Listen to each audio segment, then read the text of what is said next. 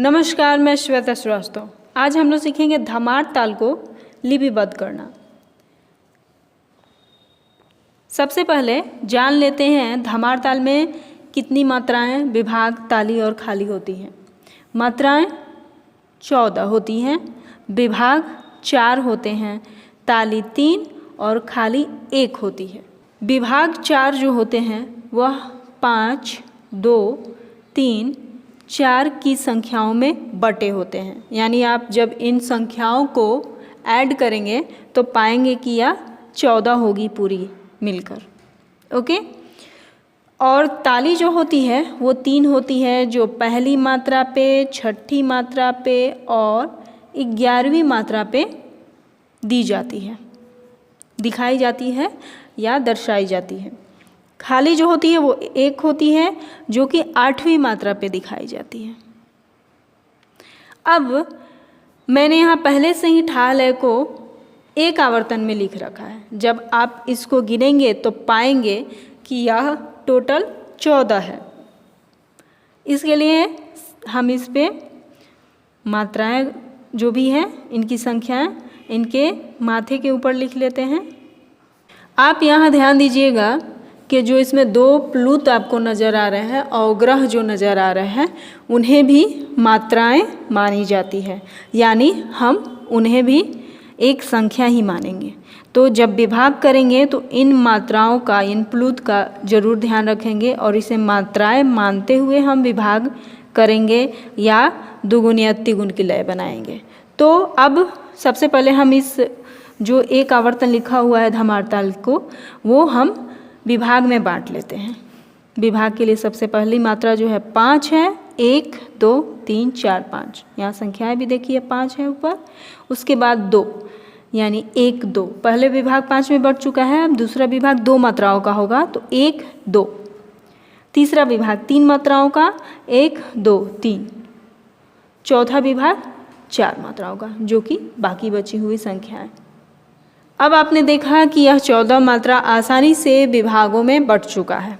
अब हम लगा लेते हैं ताली का चिन्ह, जो कि है पहली मात्रा पे। हम पहली मात्रा को 1 नहीं लिखते हैं, बल्कि ऐसा चिन्ह, क्रॉस का चिन्ह लगाते हैं, जिन्हें हम सम बोलते हैं।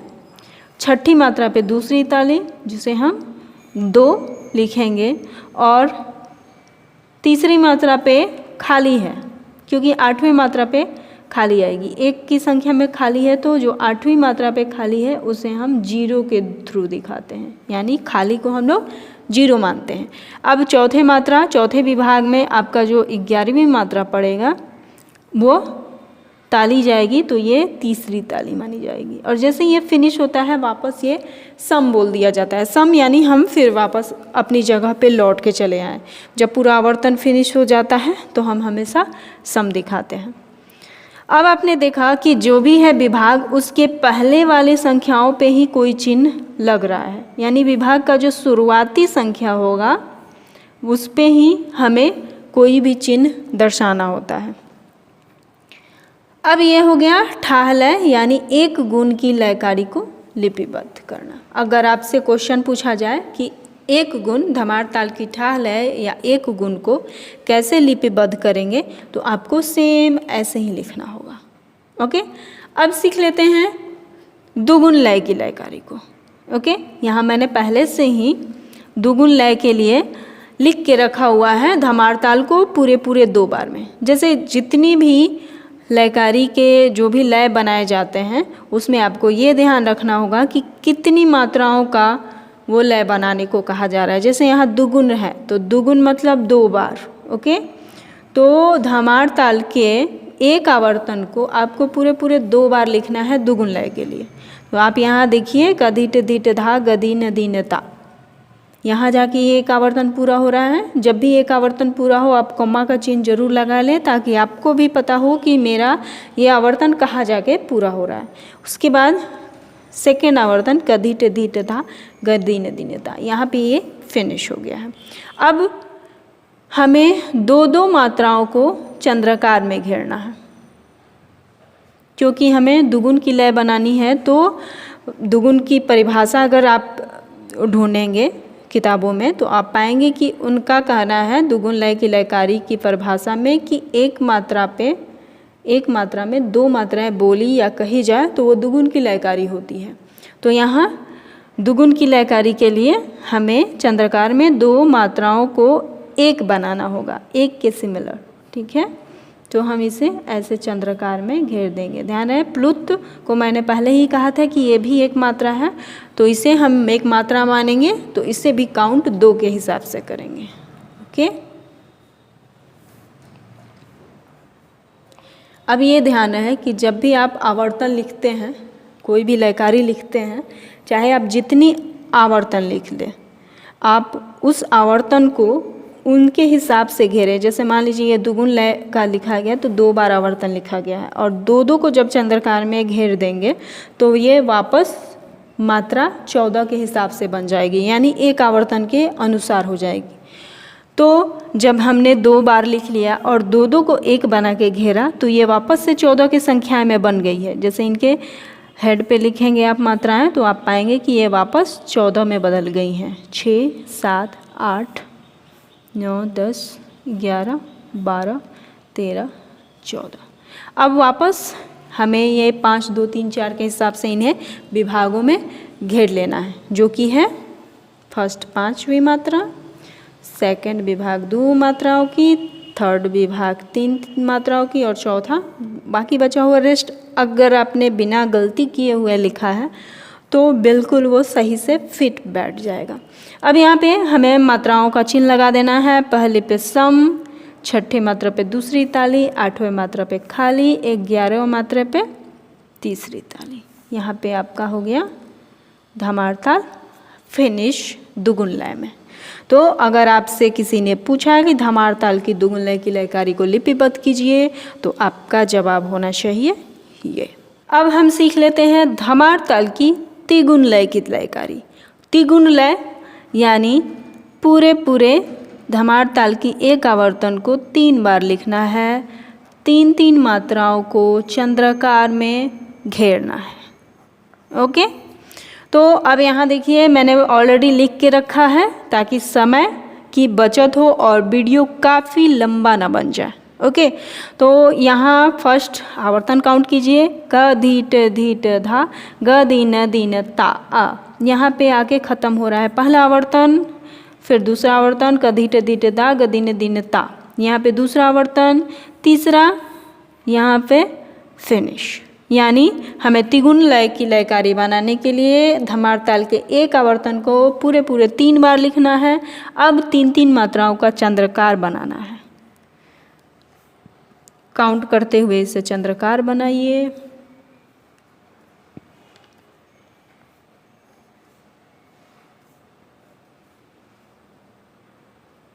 ओके, यहाँ पे हो गया ये मात्रा पूरा फिनिश। अब हम लगाते हैं धमार ताल की 14 मात्राओं का इसके हेड के ऊपर चिन्ह। 2, 3, 4, 5, 6, 7, 8, 9, 10, 11, 12, 13, 14। अब हमें लगाना है इसमें विभाग। पहले 5, 1, 2, 3, 4, 5, 1, 2, 1, 2, 3, फिर 1, 2, 3, 4। ताली खाली का चिन्ह, छठा पे दूसरी ताली, 8वें पे खाली, 11वें पे तीसरी ताली और वापस से सम। जब भी हम फिनिश करें तो ध्यान रहे कि हमें लास्ट में पहली मात्रा को लिख लेना है क, यानी वापस हमें उसी पे आके फिनिश करना है। अब यहाँ ध्यान दीजिए, एक भी मात्रा आपसे मिस नहीं होना चाहिए लिखने में, वरना वो काउंट पे सही नहीं आती है। जैसे मुझसे यहाँ थोड़ी सी गलती हुई थी, ओके, जिसे मैंने करेक्ट किया। आप हमेशा जब भी लिखें तो मात्राओं को ठीक से काउंट कर लें और ध्यान से लिखें और एक अच्छा खासा हिसाब बनाकर लिखें। जैसे आप ये भी कर सकते हैं कि लिखते लिखते भी विभाग कर सकते हैं और चंद्राकार में बांटकर लिख सकते हैं, अगर आपका अंदाज़ा सही है। जैसे आपने स्टार्टिंग हम लोग जब लिखते हैं तो जैसे हमने लिख लिया क धी ट, फिर इसे घेर लिया, फिर लिखा धी ट धा, और फिर आगे लिखा ग दी, फिर न ता आ, ऐसे करके हम पूरा लिखते जाते हैं। ओके, बट इसमें कई बार ऐसा होता है कि गड़बड़ी होने की संभावना काफ़ी बढ़ जाती है और फिर पूरी कॉपी में हम लोग पूरा काट कूट करके रख देते हैं जो कि साफ नहीं दिखती है। इसलिए सही तरीका यही है कि आप पहले विभाग और मात्राओं को लिख लें, पहले आवर्तन को लिख लें और उसके बाद उन्हें सही तरीके से बांटें। अब धमार ताल की चौगुन लय, चौगुन लय को भी मैंने पहले से लिख के रखा है। यहाँ ध्यान दीजिए, चौगुन लय यानी धमार ताल की एक आवर्तन को पूरे 4 बार लिखना है और चंद्रकार में 4 मात्राओं का चंद्रकार बनाना है। ओके, ये हमेशा ध्यान रखिएगा। अब यहाँ पे एक बार हम लोग देख लेते हैं कि जो चौगुन लय के लिए 4 बार हमने धमार ताल को लिखा है वो सही से लिखा गया है, यानी क धीट धीट धा, ग दीन दीन ता। यहाँ एक पूरा हुआ, क धीट धीट धा, ग दीन दीन ता, क धीट धीट धा, ग दीन दीन ता, क धीट धीट धा, ग दीन दीन दा। ये हो गए पूरे 4।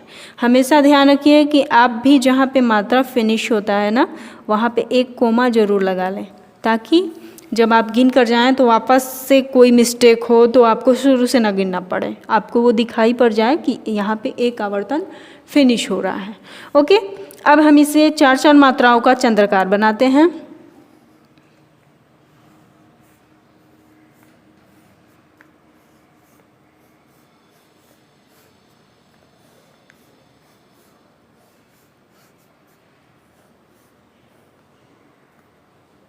ये हो गया चंद्रकार में फिनिश। अभी यहाँ देखिए एक भी मात्राएं जो हैं इधर उधर कट कुट के नहीं गई हैं, क्योंकि कई बार जब हम शुरू में लिखते हैं तो मात्राएं हमें सही से बिठानी पड़ती है कि इधर से काट के यहाँ लिखना पड़ता है, यहाँ से हटा के वहाँ ले जाना पड़ता है, ताकि एक जगह अच्छी दिखे। अगर आपको लिखते लिखते अंदाज़ा हो जाएगा तो आप भी ऐसे ही साफ़ सुथरी लिख पाएंगे। अब हम लगा लेते हैं विभाग, जो कि है 5 2 3 4 का। तो पहले मात्राएं लिख लें ताकि समझ में आए कि हमारे ये जो चौगुन लय के लिए 4 मात्राओं को बनाया है वो वापस से 14 मात्राओं में बदली है या नहीं। देखिए यहाँ पे 4 आवर्तन लिखने के बावजूद 4 को जब हमने घेर लिया तो वापस से वो 14 मात्राओं में बदल जा रही है, यानी यही होता है सम से सम तक चौगुन लय को बोलना। ओके, तो अब हमें लिखना है 5 पहले विभाग में, 2 दूसरा विभाग, 3 तीसरा विभाग, 4 चौथा विभाग। ये हो गया फिनिश। पहले मात्रा पे सम, 6ठे मात्रा पे दूसरी ताली, 8वें मात्रा पे खाली, 11वें मात्रा पे तीसरी ताली। ये हो गया आपका धमार ताल की चौगुन लय की लयकारी। अब जब भी एग्जामिनेशन में ऐसे क्वेश्चन आए तो ये लयकारी आप ऐसे लिपिबद्ध कर सकते हैं।